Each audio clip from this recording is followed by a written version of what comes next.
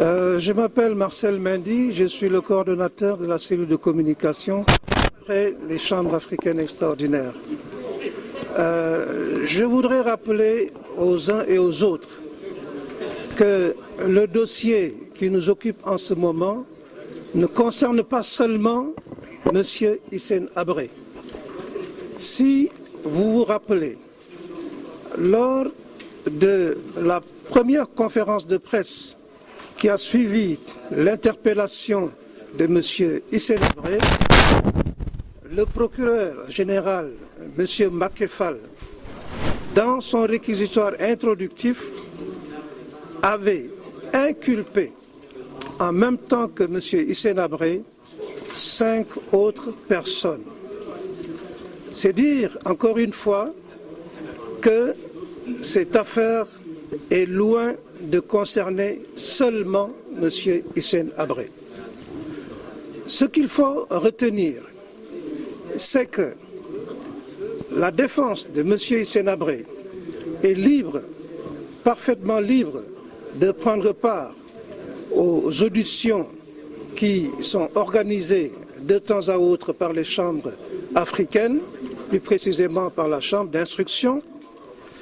Elle est libre également de défendre ses positions par médias interposés, mais cela ne veut nullement dire que quand procès il doit y avoir au terme de cette procédure d'instruction, si M. Hissène Habré continue de persister dans son silence, eh bien, qu'il ne sera pas défendu.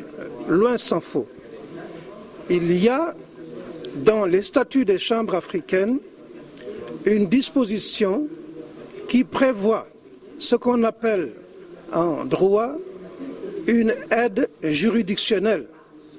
C'est là un fonds dégagé pour permettre aux avocats des victimes de faire face aux frais liés à ce procès, mais c'est également destiné à permettre justement aux avocats qui seront commis par les chambres africaines pour défendre Hissène Habré, eh bien, de faire face aux exigences de ce procès.